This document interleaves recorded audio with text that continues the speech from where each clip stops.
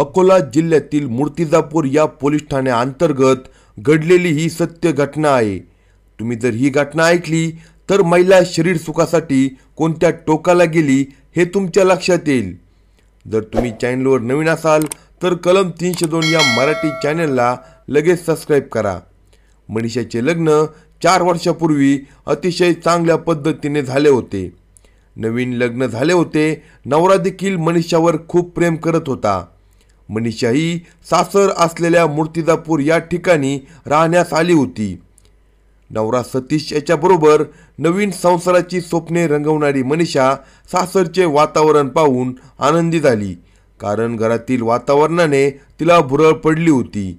नवीन लग्न झाले होते त्या आनंदात सतीश आणि मनीषा हे अतिशय उत्साहात होते। काळ जसा पुढे जाऊ लागला त्यावेळी मनीषा आणि सतीश यांच्यातील रात्रीचे संबंध ज्या पद्धतीने सुरू झाले होते त्यामध्ये मनीषाची अवस्था अतिशय बिकट स्वरूपाची व्हायची। त्यामुळे मनीषाला पाहिजे ते सुख मिळत नसल्याने सकाळी उठल्यानंतर घरात किरकिर होण्यास सुरुवात झाली। परंतु अडचण अशी होती की ही गोष्ट कोणाला सांगणे योग्य नव्हती।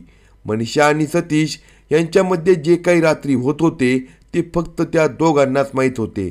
सतीश हा त्यांच्या पद्धतीने प्रयत्न करत होता, मात्र पाहिजे तेवढे करणे त्याला शक्य नव्हते। 1 वर्षाचा काळ असाच निघून गेला। मनीषाने घरातील वैयक्तिक गोष्टी आणि माहेरची परिस्थिती पाहून थोडा विचार केला। यातून काहीतरी मार्ग काढायला हवा। हे जर आयुष्यभर अशाच प्रकारे सुरू राहिले तर आपले मन या ठिकाणी थांबणार नाही। ज्या पद्धतीने मनीषा विचार करत होती त्यासाठी तिचा शोध सुरू झालेला होता, पण पाहिजे त्या पद्धतीने मनात आहे त्या प्रकारचा तरुण तिला भेटत नव्हता। 2 वर्षांचा कालावधी निघून गेला तरी मनीषाची सुखाची इच्छा काही पूर्ण होत नव्हती। एक दिवस मनीषा ही मूर्तिजापूरच्या मार्केटमध्ये फिरत असताना तिला अकोला जिल्ह्यातील बोरगाव नावाचे गाव आहे, या गावातील एक तरुण दिसला। मनीषाचे अर्धे लक्ष मार्केटमध्ये तर अर्धे लक्ष त्या तरुणाकडे देणे सुरू झाले होते। मनीषाला राहवले नाही, त्यामुळे तिने त्या तरुणाजवळ जाऊन मी तुम्हाला कुठेतरी पाहिले आहे अशी विचारणा करायला सुरुवात केली। परंतु त्या तरुणाने मनीषाला कधीच पाहिले नसल्याचे सांगितले। मनीषाला फक्त त्या तरुणासोबत परिचय करून घ्यायचा होता। ज्या पद्धतीने मनीषा त्या तरुणाबरोबर बोलत होती त्यामुळे तो तरुण देखील मनीषाला बोलू लागला होता। मनीषाने त्या तरुणाला नाव विचारले तेव्हा त्याने त्याचे नाव विष्णू असल्याचे सांगितले। त्यावेळी मनीषाने विष्णूचा मोबाईल नंबर घेतला। ज्या गोष्टीची विष्णूला काहीच आवश्यकता वाटत नव्हती तरी पण त्याने मनीषाला मोबाईल नंबर दिला। मनीषाच्या मनामध्ये कटकारस्थान जे काही सुरू होते ते तिलाच माहिती होते। 8 दिवसांचा कालावधी निघून गेल्यानंतर मनीषाने विष्णूला फोन केला। मी मनीषा बोलते, आपण मार्केटमध्ये भेटलो होतो। अच्छा, तुम्ही बोलत आहात का? बोला, काय हवे आहे तुम्हाला? या विष्णूच्या शब्दांनी मनीषा हसून बोलली, मला तुम्ही पाहिजे, मला वेळ देताल का? अशा शब्दांनी विष्णूने सावध पवित्रा घेतला। अहो, मी तुम्हाला सहज म्हणालो काय पाहिजे। अशा प्रकारे विष्णू आणि मनीषा यांची मैत्री वाढायला सुरुवात झाली। 3-4 महिन्यात मैत्रीमध्ये विष्णू याने कधीच मनीषाला फोन लावला नाही, मात्र मनीषा ही प्रत्येक वेळी विष्णू याला जवळ कसा येईल यासाठी प्रयत्न करत होती। दोघांमध्ये मोबाईलवर सुरू झालेले संभाषण आता भेटीमध्ये होऊ लागले। विष्णू याचे लग्न झाले नव्हते, त्यामुळे त्यालाही मनीषाविषयी आकर्षण वाटण्यास सुरुवात झाली। मैत्रीण म्हणून विष्णू बोलत होता, मात्र मनीषाने विष्णू याला मित्र नव्हे तर एक सुख देणारा तरुण पाहिले होते। काळ जसा पुढे जाऊ लागला त्यावेळी मनीषाने विष्णूला भेटण्यासाठी बोलवले। वेळ, ठिकाण आणि हॉटेल पण ठरवण्यात आले। मनीषा जे काही करत होती याची थोडी देखील माहिती नवरा सतीश याला नव्हती। ज्या पद्धतीने मनीषाने विष्णू याला रिंगणात घेतले त्यातून विष्णू याला बाहेर पडणे शक्य नव्हते।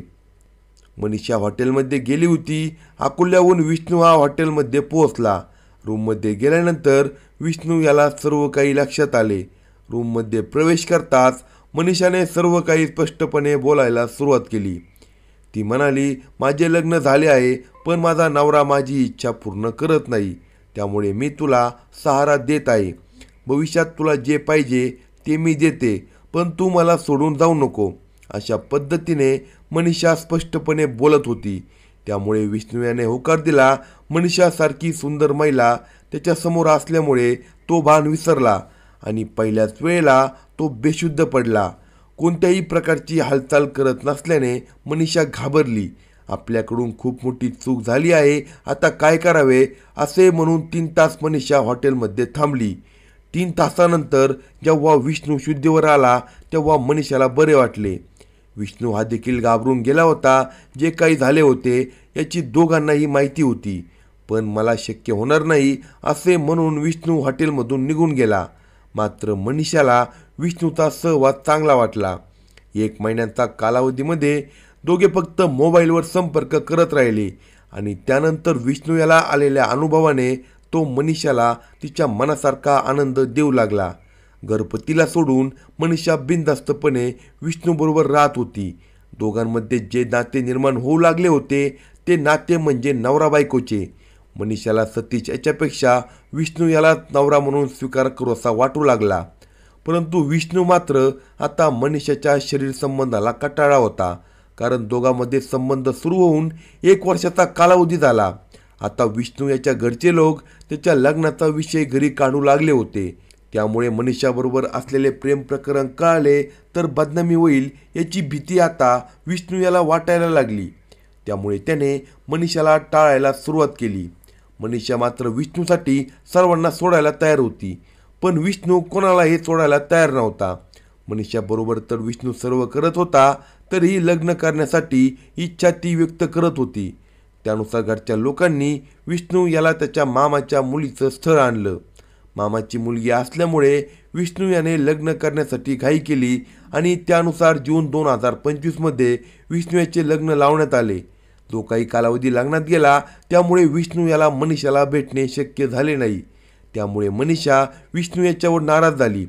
मात्र त्याचा काहीसुद्धा फरक विष्णू याला पडला नाही, कारण त्याने मामाच्या मुलीशी लग्न केले होते. त्यामुळे मनीषापेक्षा तरुणी त्याच्या जवळ आली होती.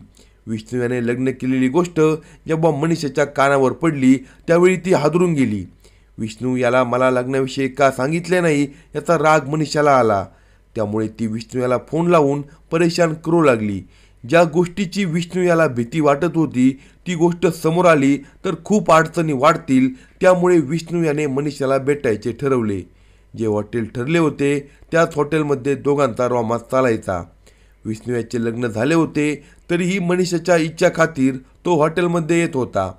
विष्णू आणि मनीषाचे सर्वांना अंधारात ठेवून जे काही सुरू होते त्यामुळे दोघांनाही अडचणी येणार होत्या. तरी देखील आता दोघांनाही पर्याय नव्हता. विष्णू हा मनीषापासून दूर जाण्याचा प्रयत्न करत होता, मात्र मनीषा आता विष्णू याला ब्लॅकमेल करू लागली होती. तू जर माझ्याबरोबर थांबला नाही तर मी सर्व काही तुझ्या घरी सांगेन अशा प्रकारे धमक्या देऊ लागल्याने विष्णू याला तर समोर अंधार दिसून येत होता.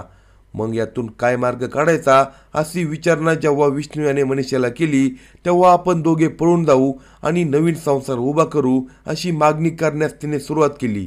विष्णू याने घराची इज्जत वाचावी म्हणून मनीषा बरोबर पळून जाण्याचा निर्णय घेतला आणि हे दोघे ऑगस्ट 2025मध्ये मनीषा आणि विष्णू हे दोघे घरातून पळून गेले. मनीषाच्या लग्नाला 4 वर्षे झाली होती तर विष्णू याच्या लग्नाला केवळ 2 महिने झाले होते. त्यामुळे या प्रकरणी जेव्हा पोलीस ठाण्यात तक्रार देण्यात आली तेव्हा हे सर्व प्रकरण उघडकीस आले. मनीषा हिने आमच्या मुलाला पळवून नेल्याचे फिर्यादीत म्हटले आहे. त्यामुळे दोघांचाही सध्या पोलीस शोध घेत आहे. विष्णू आणि मनीषाबरोबर वाढलेली मैत्री त्याच्या अंगलट आली आणि पुन्हा मामाच्या मुलीला देखील विष्णू याने अडचणीत आणले. अशा नवनवीन क्राईम स्टोरी ऐकण्यासाठी कलम 302 या मराठी चॅनलला सबस्क्राईब करा आणि आपल्या प्रतिक्रिया कमेंट बॉक्समध्ये